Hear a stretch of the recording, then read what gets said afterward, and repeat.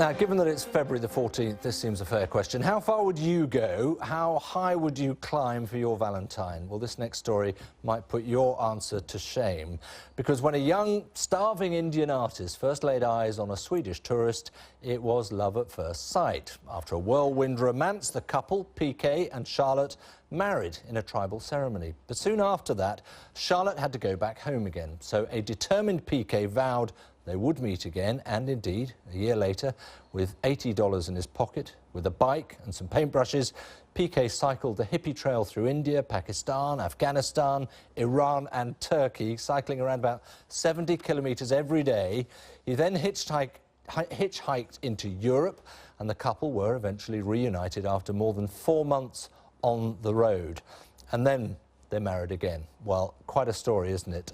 42 years of official marriage later, they are with us here in the Global Studio. So PK and Charlotte Mahanandia, thank you both very much indeed for joining us. Thank you. Wow, they say love conquers all, PK. That was a pretty mammoth effort. Yeah. Any doubts in your mind you were going to get there? Yes, I had one. Sometimes I had little doubt because I thought I would die, but I will meet her next life. Oh, that's fair. That's a fair enough reason to... I mean, look, let's start with the story, how you met. Because you were an artist, so you were doing little portraits, were you? And sketches. Along comes a certain young lady. Yes, it's a blonde hair, blue eyes, you know, and I got frightened, actually. I must do justice to her beauty, you know. So I thought maybe I cannot do it, that doubt I had. And I did it anyway. And she paid me double than I asked for 10, and she gave me 20. Excellent. And I said, if you come back tomorrow, I will do a little better, maybe. She came back, she wanted to have another portrait, and I did 3 portraits. Right. In 3 days. Wow, well, he obviously impressed you, Lotte. That's the sort of haggling that is correct for Valentine's Day, isn't it? The price goes up.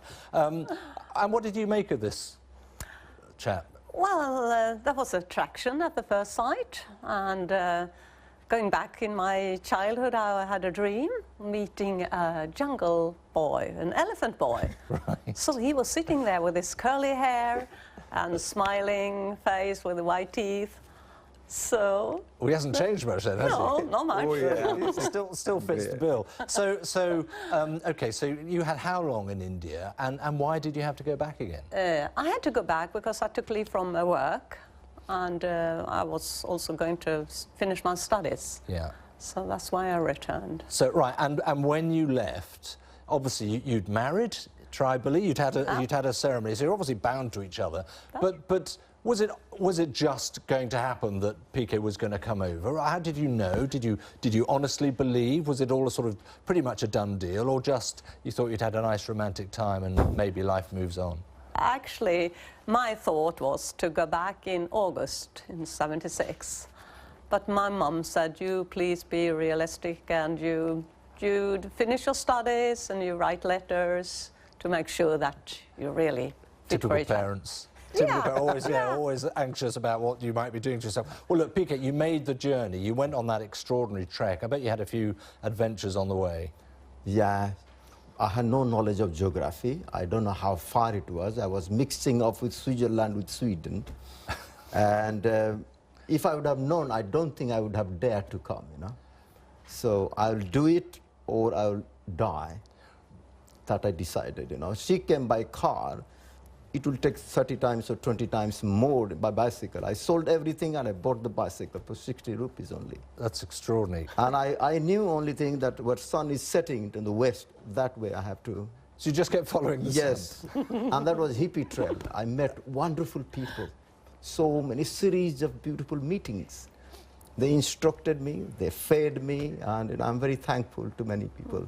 Now, what I want to know is, OK, this was in the mid-70s. Yes. So your mobiles weren't working because you didn't have one. Yeah, exactly. Did you even know, Lotte, that PK was en route? And if so, where he was on the journey at any point? Yeah, we wrote letters to each other. And at that time, you had a post restante in the big cities. So you could go, you knew where to go each time, right? The main post office, I showed my passport, Mahanandia, then I said my family name is M, and I get thousands of letters the postman will give, and I will search my own letter. So how many letters did you get en route? Was she good I to you? wrote, I think, more than she wrote back, because I missed It's always the way, isn't it? Yeah.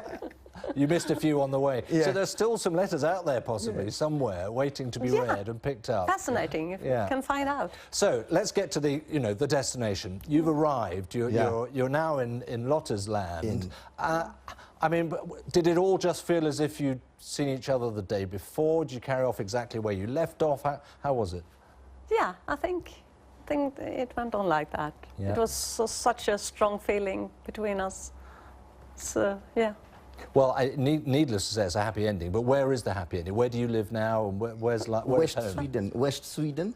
I arrived in Gothenburg, and it was 28th May, spring. Anime was blooming, and the flowers. And I said, it's a lovely country, so clean, and clean water to drink, clean air to breathe.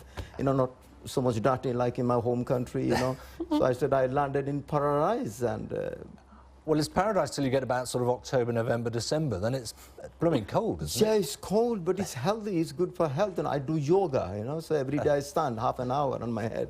Right. So it feels good, and. And did you presumably you went back? Did you to India before? Yeah. Oh yeah, but she travels often to my village. We have some project helping students there and tribal students, So she's going there. So give us a message. I mean, really, it does sound like a love conquers all story. Yeah. Has everyone got one of these stories in them? Do you think? Well, yeah. You're just the lucky ones. Well, yeah. but I think we consider that we married in two ways: physical and spiritual. Yeah. And the spiritual level will never be separated. Well, that's nice to hear. Yeah. Lotta, PK, thank you very much indeed for joining us on Valentine's Day. Thank you. Thank you very much. And that is Global for now. Stay with us here on BBC World News. Thanks for watching.